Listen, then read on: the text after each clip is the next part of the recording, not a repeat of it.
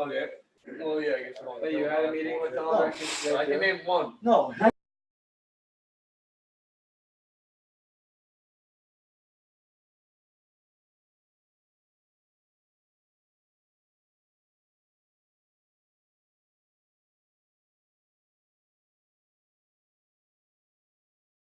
Just wait, no. Yeah, you ready?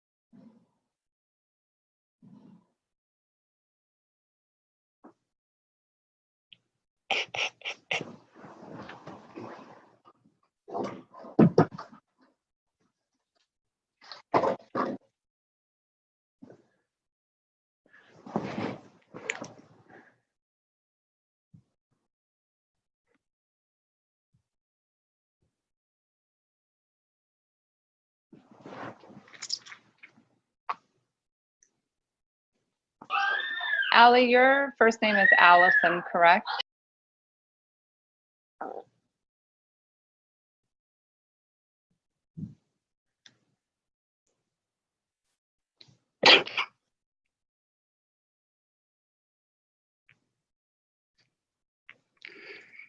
So I'm just taking attendance really quick before we get started.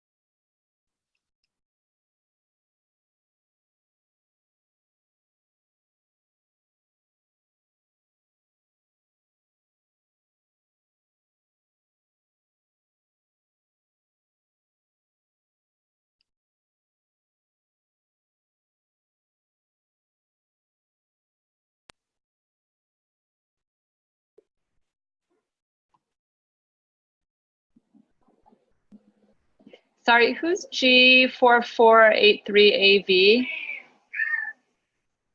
Travis. Hey, Travis.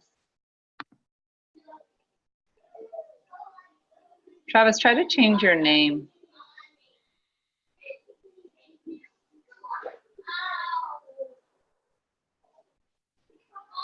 Drew, you're Andrew, right?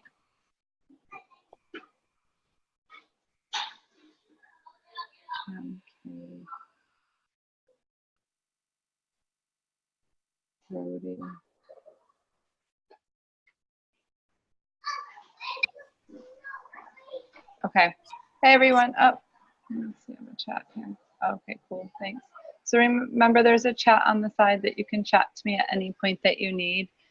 It's nice to be here with all of you. For those of you who weren't with us last week, if you didn't send me an email with an introduction of who you are, what your major is, and whether you're teaching children or teens, make sure to go ahead and send me that email. Checking in about homework. I did receive 2 homework assignments last week, just so that you know, lesson plan, the opportunity to do the lesson plan handout from last week is no longer an option. The homework that will be assigned is a different assignment this week, so you can, if you choose to do that homework assignment, then submit that to me. Please do remember that for the course, I do track your attendance both on the front end of our time together as well as the back end of the time. It's the expectation of Dr. Felix that you're here for the whole entire time. So if you have a reason that you need to leave, make sure to let me know or message me privately so that I can take note of that.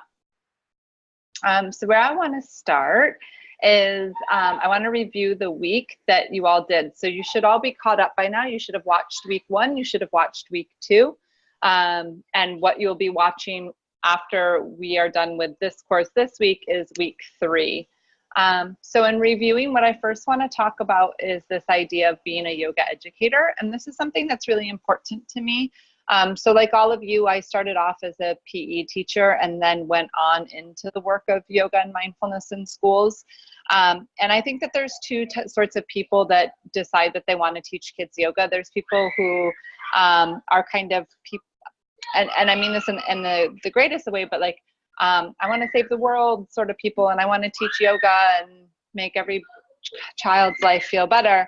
And then there's the educator of you, like all of you, that understands that working with children is a really important, and children and teens, as that matter of fact, is actually quite a big responsibility. And so like I always like to be clear with people that when you come on and go through a yoga ed training, not only are you teaching children or teens yoga, but you're also becoming a yoga educator, which is a larger outcome. And so I think it's important when we think about the definitions of something, like what would you call a yoga educator? And to me, that's somebody who has the ability to teach children and teens first, self-awareness, and the second is self-care.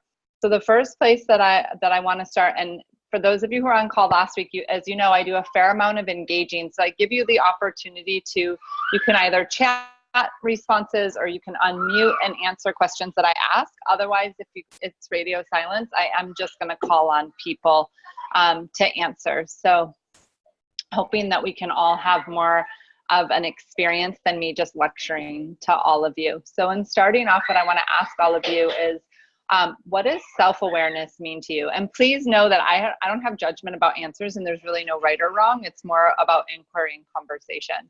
So is anybody willing to chat? Like, what's your idea? What does self-awareness mean to you? Is anybody willing to unmute and share what they think that it is?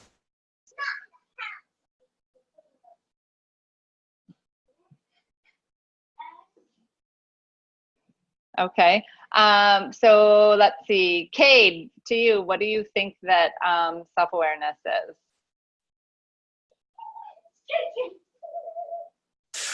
I don't know.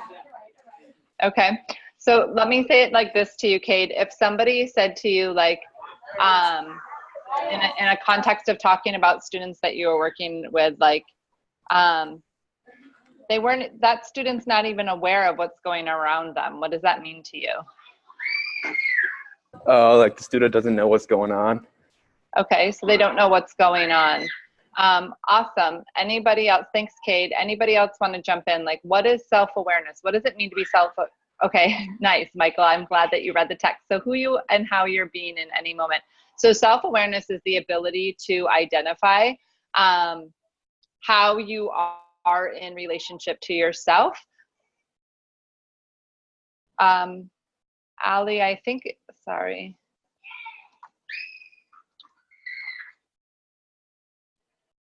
Sorry about that.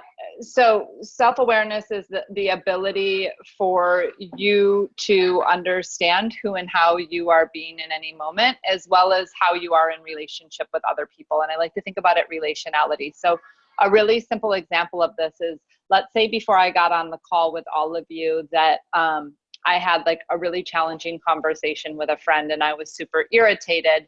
And then I get on this call and there's like some technical stuff and I'm very quickly to be like, what's wrong with your microphone? Or why are you behaving that way? More than likely, I'm unaware that I'm being exceptionally rude to all of you because of something that is irritating me inside. So I'm upset about a conversation I had before I arrived here, which then is affecting the way that I'm in relationship with all of you. And so when we use a practice of yoga and mindfulness to like stop, take a moment, check in internally, it allows us to be reflective rather than reactive, to notice what's going on in our inner world and recognize how that would allow us to be in relationship with the people around us. This has deep implications for learning for students and teaching for teachers. So at a very simple level, frankly, if I'm in a pissed off mood, More than likely, all of you 15 people on this call are, if I'm not aware of my mood, you might get the wrath of that. It might be difficult for me to focus, to share with you what's going on, etc. Same thing for your students. Like right now, if something extraordinary happened before you got onto this call, more than likely it's really difficult for you to focus or even pay attention to me, which to me would maybe appear to be rude or disconnected. So what, as a yoga educator, we're doing is giving ourselves and our students opportunities to practice self-awareness. And that, in a sense, is this idea of mindfulness, being aware of who and how you're being in any moment, can have deep implications on outcomes in the world. So that's the first part of self-awareness. Does anybody have any questions or want any clarification around that? What's the difference between like self-awareness and self-care then? So like they're pretty Yep, that's a similar. really good question. Okay, so I have an opportunity to become self-aware. So let me use the instance of like, I've had a really difficult conversation. I'm super pissed off. I come onto this call.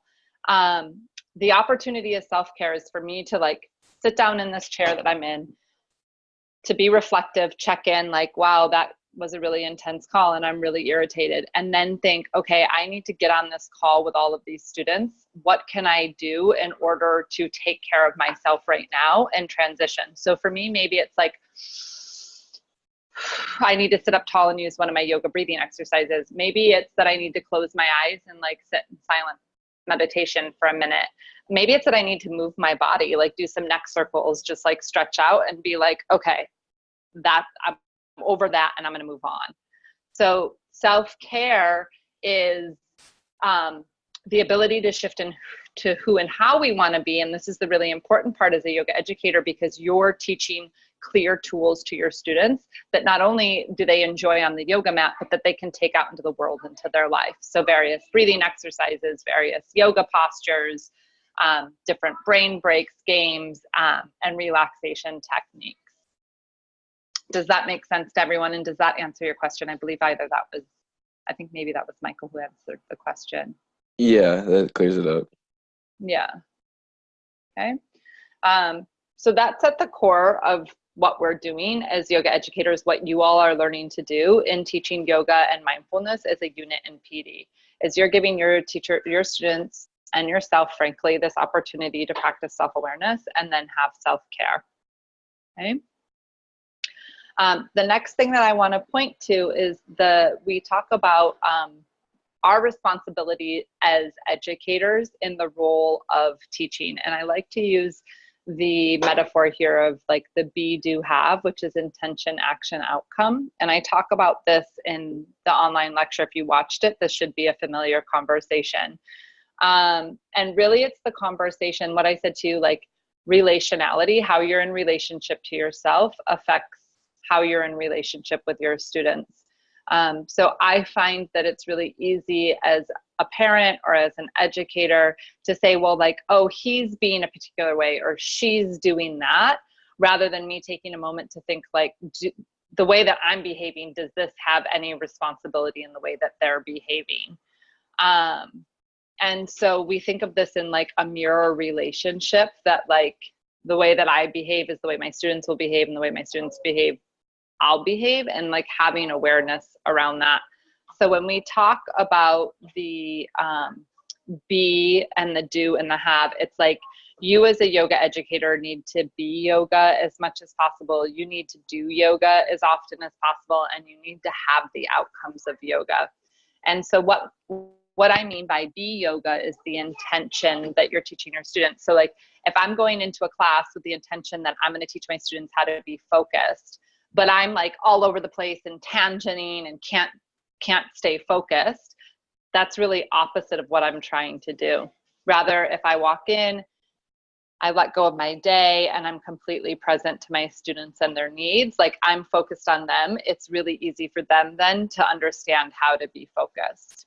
I always explain this to teachers that makes sense to them. It's like the teacher who stands in front of the classroom and is like, stop yelling. And I'm like, well, you're screaming. How do they like, versus saying, can everyone sit down and be quiet in a calm voice? Okay, so being the yoga that you're trying to teach is going to be really important. And then there's the having, the be, and then the do, sorry. And the do is the action of yoga. So I know that Dr. Felix is sharing yoga with you.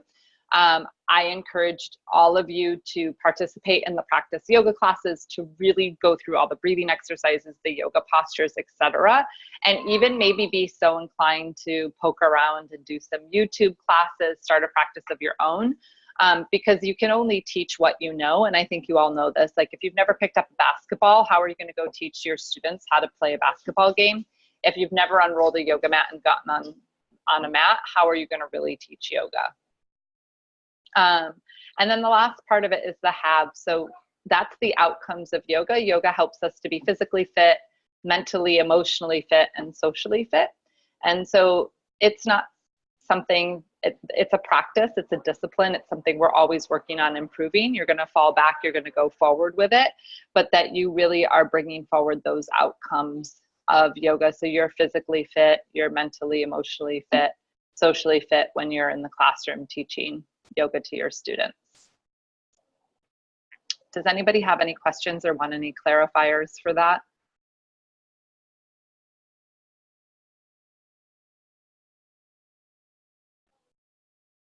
Okay, great.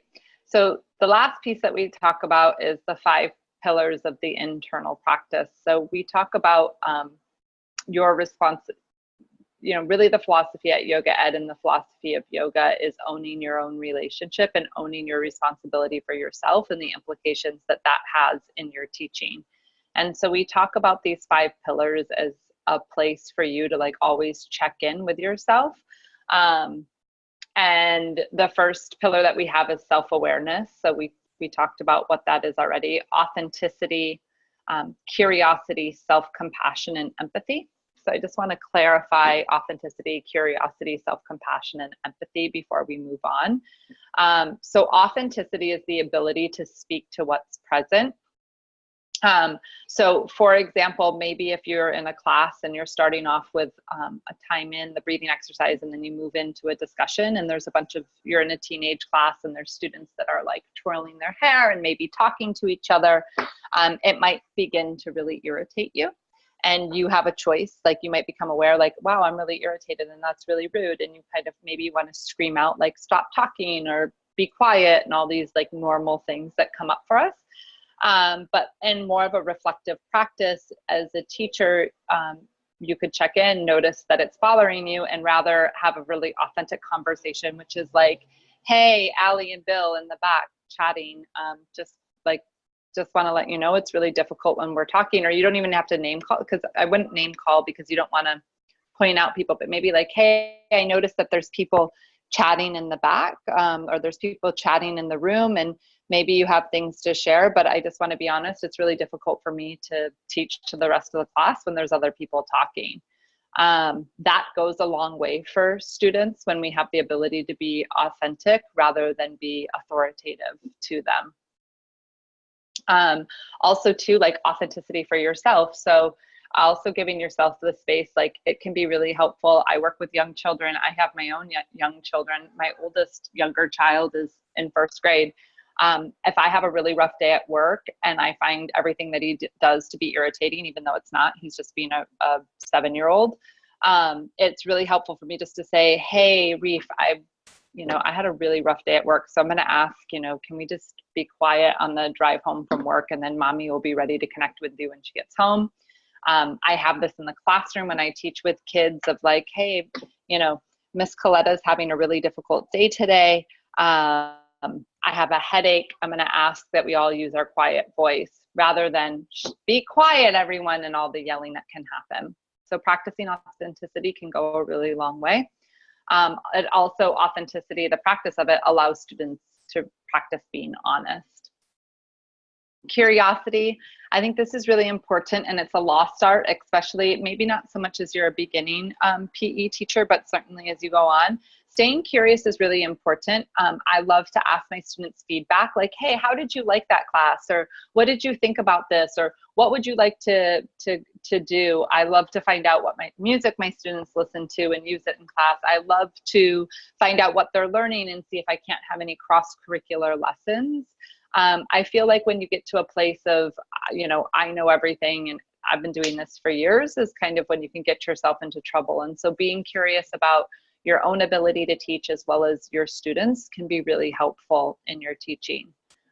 And then self-compassion and empathy.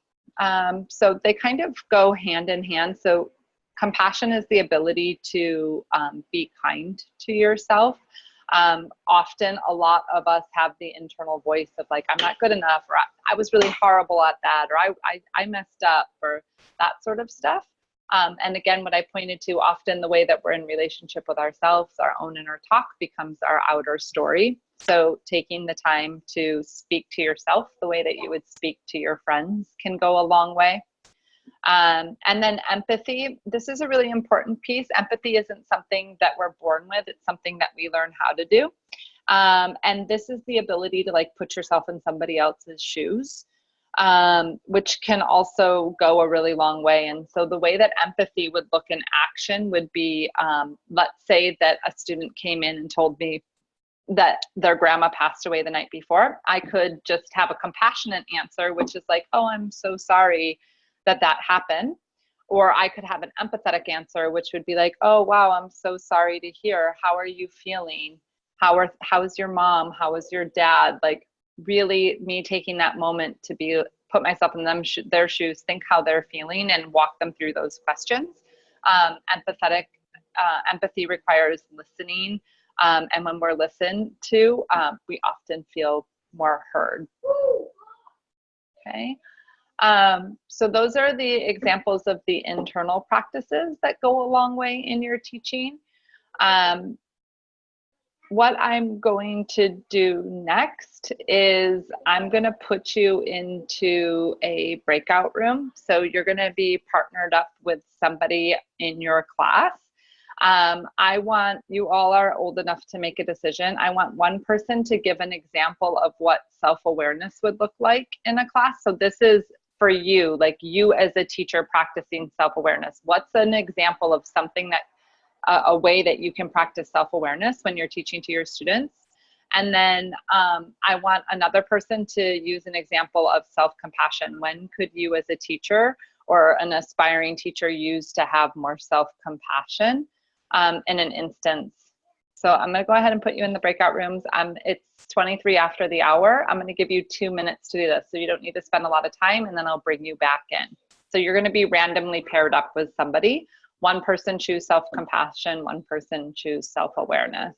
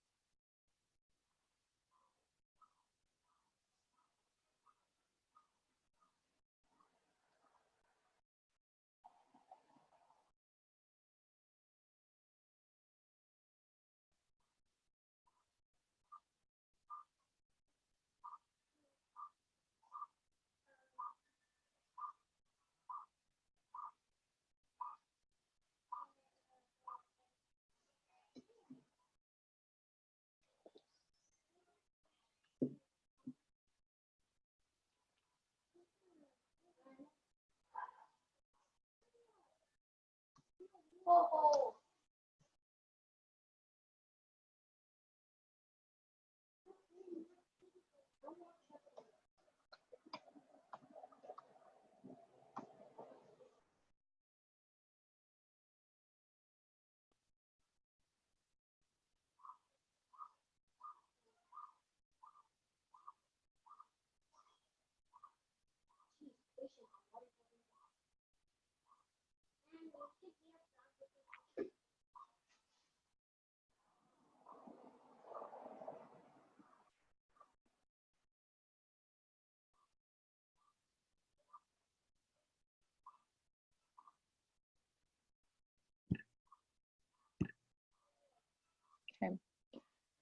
So everybody is coming back from their breakout rooms. As you come back, you're not going to, I'm going to just call randomly on someone. You're not going to share what you shared. You can share what somebody else shared. You don't need to use their name, but I just want to check in to make sure that we understand what self-awareness is, what self-compassion is.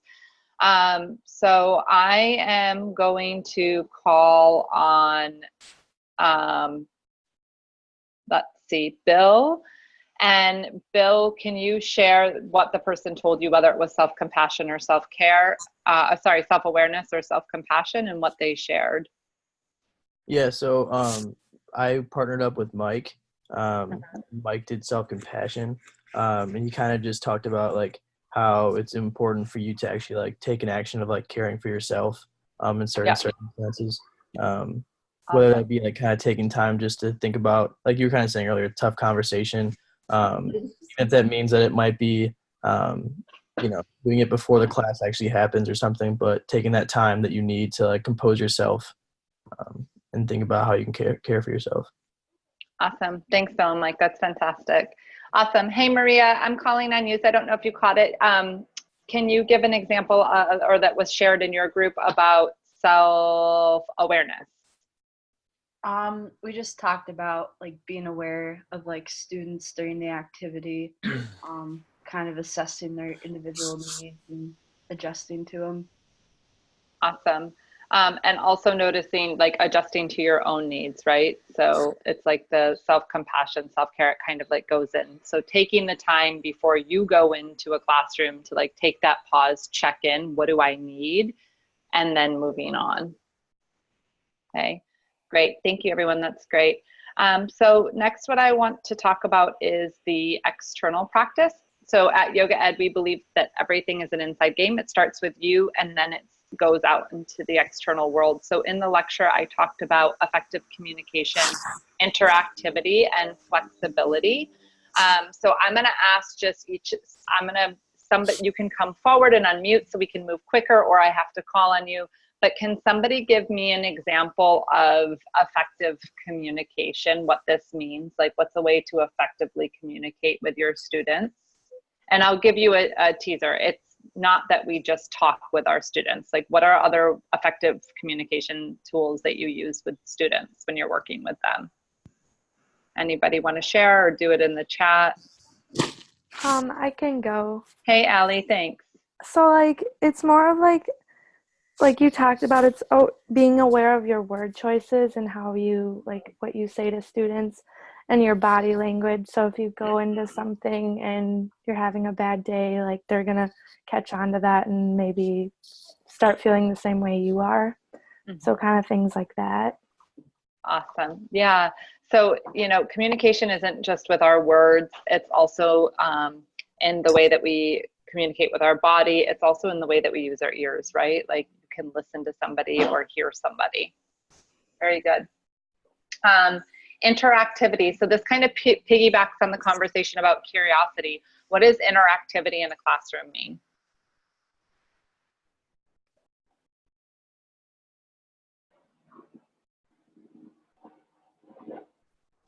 Travis, what would interactivity in a classroom mean?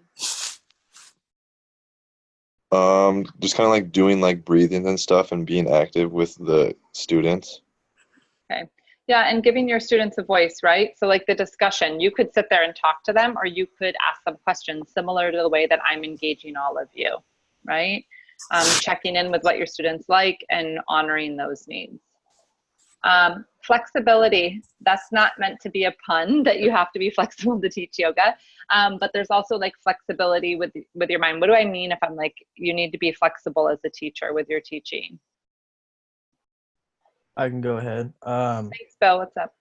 So basically, like, I mean, being flexible, like, you might introduce some poses that maybe you seem to notice that your students can't necessarily do, or that you maybe need to change up your plan a little bit on the spot, kind of improv it.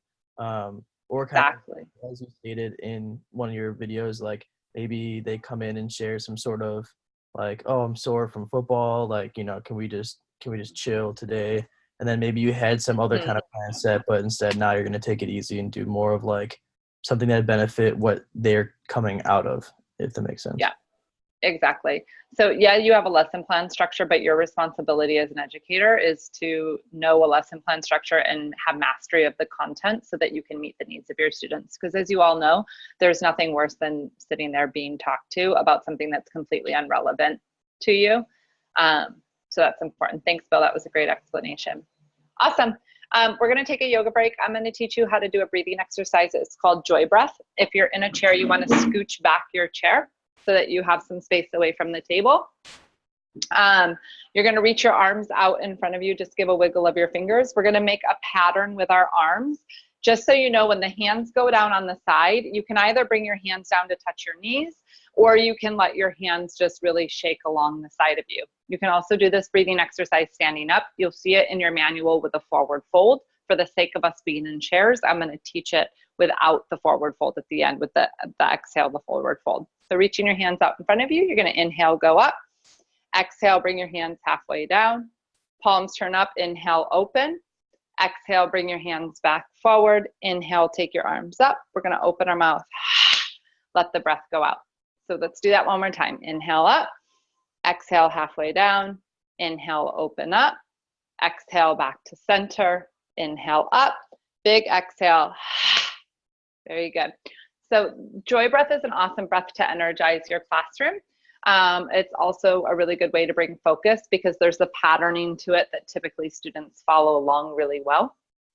Love that breathing exercise. I use it with children all the way up to teens. Even adults enjoy it.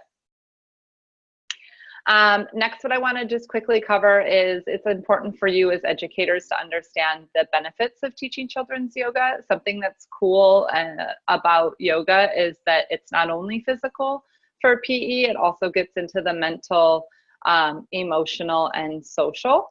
So what I'm going to do is I'm going to put you into breakouts. One person is going to share a physical benefit. One person is going to share a mental or emotional benefit. So let me clarify, mental means cognitive, like your ability to perform better on a test because you can focus or have more concentration. Emotional means like you have the ability to regulate the way that you feel. So just being clear on that. Social benefits are like, I am kinder to myself, so I'm kinder to others. And then obviously we all know physical benefits, being physical education teachers. So I'm gonna put you into breakouts. You can choose either a physical benefit, a mental benefit, emotional benefit, or social benefit. And then I'll call on groups to get feedback from what you have. If you're in a group of 3, then you can just work that way.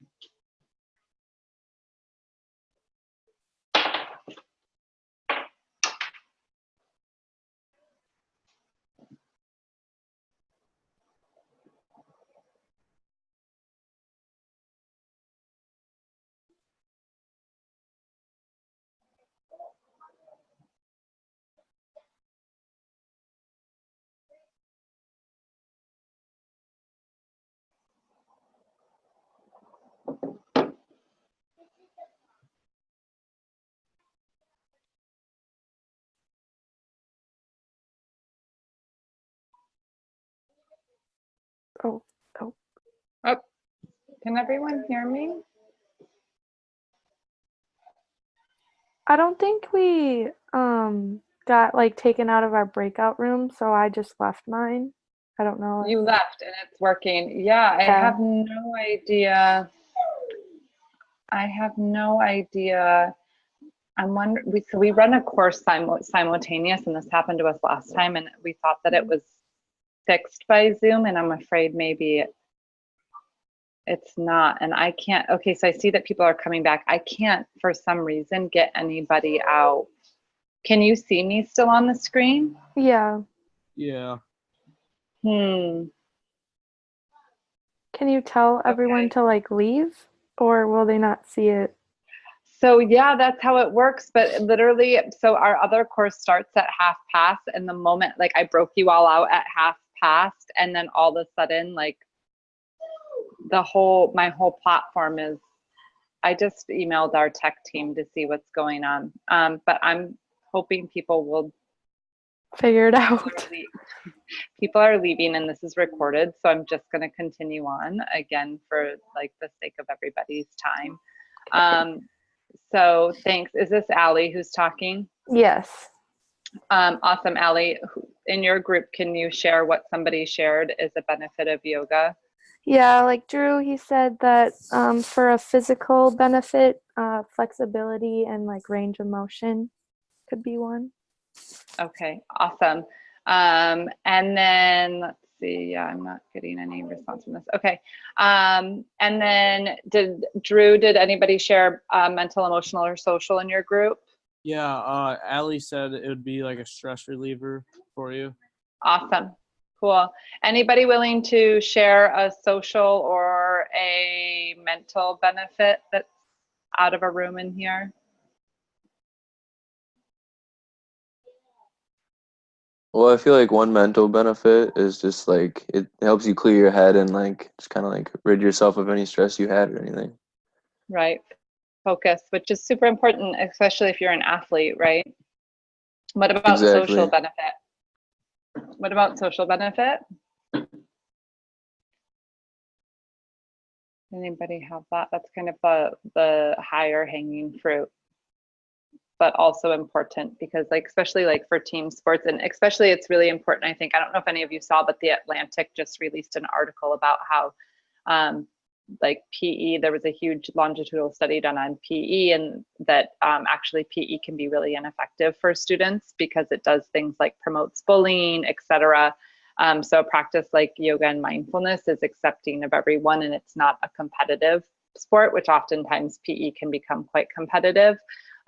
So you're giving more social opportunities for students, like I said, to like practice when they're kinder to themselves, more likely to be kinder and engage with others, and maybe even students they wouldn't in another situation. Great. So next, what I want to move on to, does anybody have any questions about the class that you viewed, the grades 4 through 5 class?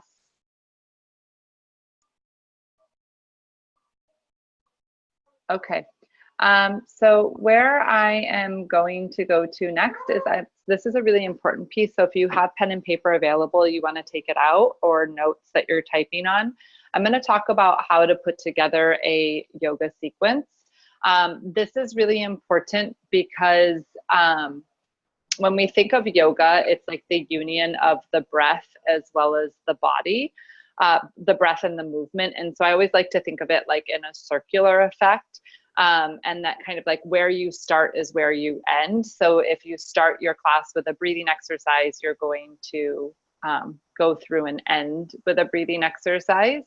And transitions, as we know, are really important with children as well as teens, and like transitioning just from one activity or one class is difficult, but think about that in terms of the yoga poses. You want to like seamlessly transition all of the yoga poses.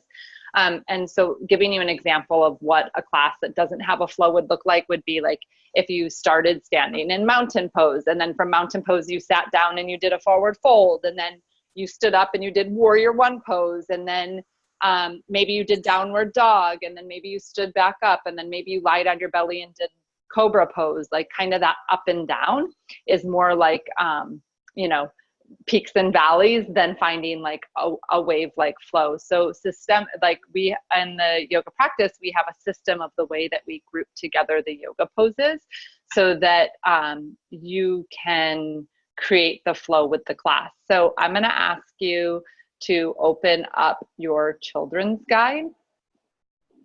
You got 2 manuals, and if you don't have it accessible, that's okay. You can listen along, but you'll want to go back and reference that. Due to the issue that we have going on in the back end, sorry, I can't screen share with you right now. So I apologize in advance for that. But if you open up the children's guide, where we talk about how to put together a yoga sequence is on page 5 in print and page 11 in the PDF. What's great too about the children's guide is that all of the yoga poses are put into categories so that when you start by creating your yoga sequences, it's really easy for you to go to each category and pull out poses that would make sense, okay? So whenever you start a yoga class, you start with your breathing exercise. We call that your time in.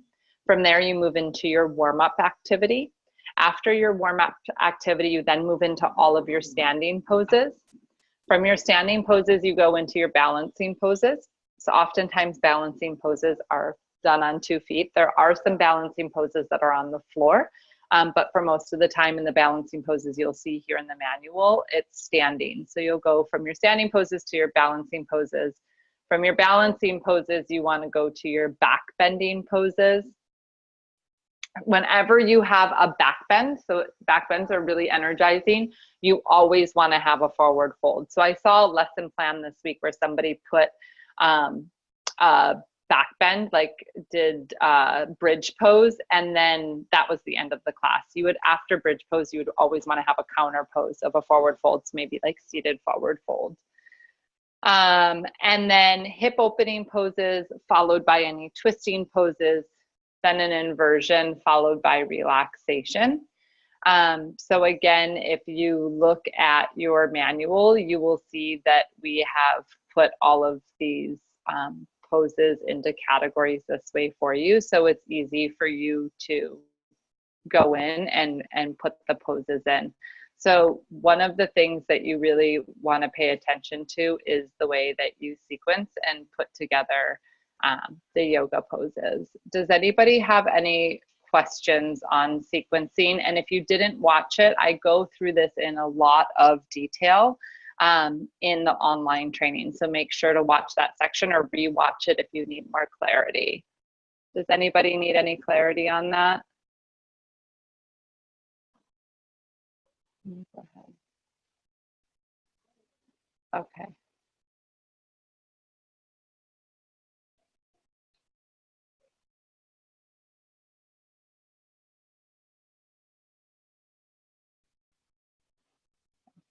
Hey, Allie, can you hear me still?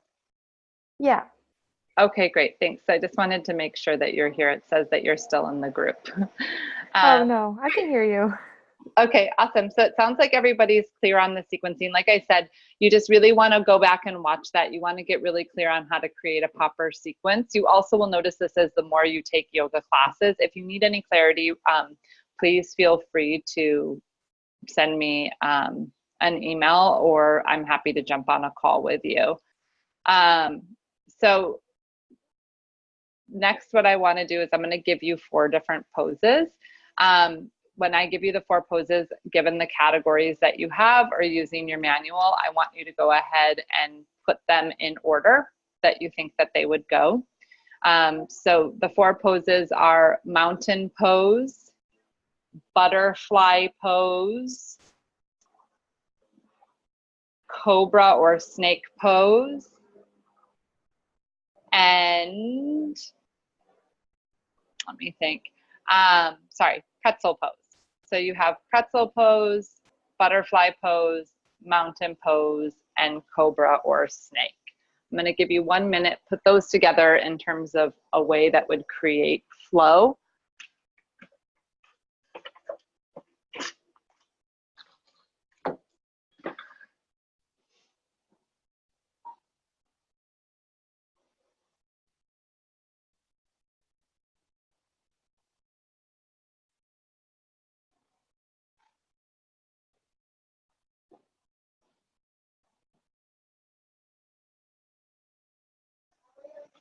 Okay.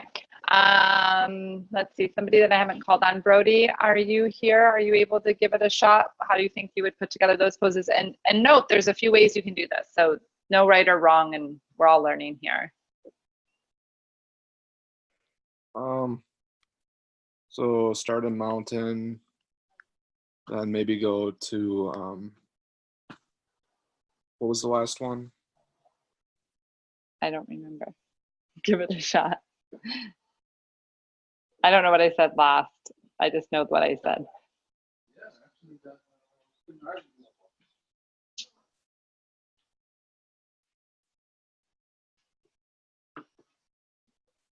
Are you there, Brody? Give it a shot, Brody, whatever you have. So there was the poses that I gave you were pretzel, butterfly, cobra, and mountain. Okay.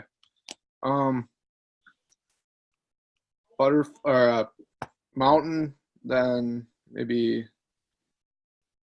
cobra, Yeah.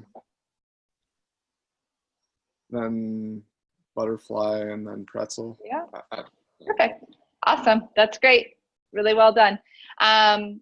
Another way that somebody may have looked at it is maybe you want to go to cobra, butterfly, pretzel, and then maybe you want to transition back to mountain, but more likely you're going to go from your standing back down to your seated. So you did that correct. One thing to think about too is, and this is why I gave you these poses, is just thinking about transitions. So going from mountain to cobra, you're standing into a back bend. What's a pose that you would like? I call them transitionary poses. How would you transition from mountain down to cobra? Anybody want to give it a go? Brody, do you want to, since we were here, do you want to give it a shot? What would you put in there to get yourself from standing in mountain to on your belly in cobra? Go to like forward fold, and then probably like the, I forgot what the name of it was. Downward dog? Yeah, downward dog. Yeah, so maybe you're gonna go from like mountain to like ragdoll, the forward fold, to hands on the floor, to downward dog. Maybe you wanna go to table, rock, then to cobra. Maybe you just wanna go mountain all the way down to downward dog, to table, and then lay your belly on the ground. But that's something that you also wanna think about when you're putting your poses together. So not only putting them, but once you put your sequence together, and typically when you're doing poses, you're gonna have about 10 to 15 poses. Not 15 might be a lot, but like 10 poses in a sequence when you're putting together a lesson plan. After you've written out each of the poses, make sure to go in and think, do I need any transitions? And a really helpful way to do this, everyone, is by actually doing it yourself. So if you just wrote mountain, cobra, butterfly, pretzel, you would quickly realize like, oh shucks, how am I going to get them from mountain onto the floor? So make sure to take that time to like walk yourself through what you write out before submitting lesson plans. This is also going to be important for your practice teaching, because one of the big things I look at is your sequencing and how you put yoga poses together. Any questions on that? Awesome, thanks for the work. So the last thing that I have is talking about your homework for this coming week, which is to give it a shot at putting together a lesson to a PE standard. In the last email that was sent out to you all, I shared the link to the Minnesota state standards. Let me think, do I want to assign you all a standard? I'm going to give you a standard. Actually, I'm not going to micromanage you. I'm going to let you choose a standard that you want to focus on, and go ahead and write a lesson plan. So let me just give you a quick example of this. If I open up the standards for grades K through 5, and let me just go to the first standard, which is demonstrates competency in a variety of motor skills and movement patterns. The first one is that it focuses on locomotor. And let's say you want to write the lesson plan for grade 5. It says that the benchmark is combined locomotor and manipulative skills in educational games, educational dance, and educational gymnastics. So I've set you up, if you want to use this for the lesson plan, you can feel free, which is at the end of the class, can students, have you given them an opportunity to practice locomotor and manipulative skills? So an example would be like in the warm up, in the games, like how can you do that throughout the class and creating a theme. So that's this week's homework, is creating a lesson plan put to a standard. Remember, I highly recommend you put in the effort of doing this because you are going to have to do this for your final project. Remember, you have between now and next Tuesday, submit your homework to me so that I can review it. When you do it, make sure that you use the lesson plan template, and also make sure that you pay attention to your sequencing. This past week, I didn't mind about sequencing because we hadn't reviewed it, but this coming week, I will take a good look at the sequencing and hope that you've given it a good effort at putting that together. Again, remember that the way that we learn is through mistakes, and the more that you take yourself out of your comfort zone and put in that little extra to do the lesson plans, the better it, or easier it is going to be for you all to teach or practice teach, and most certainly be able to authentically teach yoga as a unit in PE. Something just to think about, especially for those of you graduating soon, is yoga and mindfulness is really becoming a big priority of schools, and the fact that you have this training could be a big job opportunity and a way to differentiate yourself from other people that are applying for jobs. So just a little thought there for all of you. Before I end our time together, does anybody have any final questions for me? Okay, I apologize for the breakout room thing that happened. I'm happy that everybody came back. I'm happy that everybody's here. I'm gonna take a final attendance before we go. And if you have any questions, you can email me, Bryn@YogaEd, and have a great rest of your week. And I look forward to seeing you all next week. Thanks so much.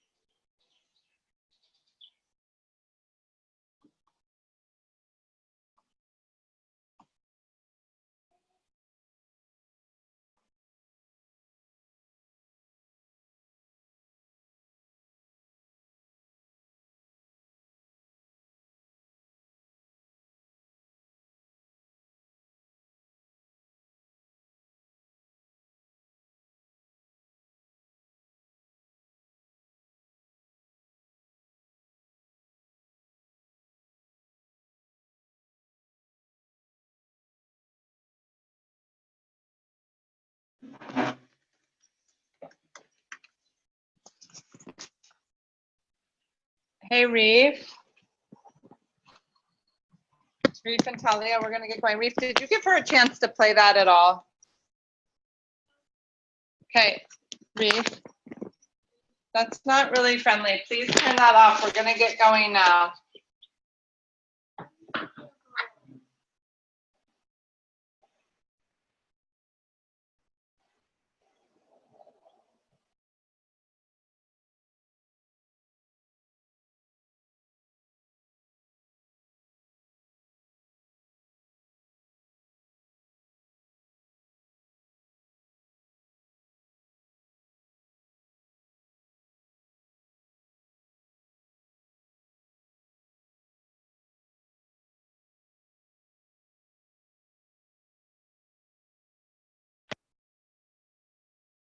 Well, they need to be.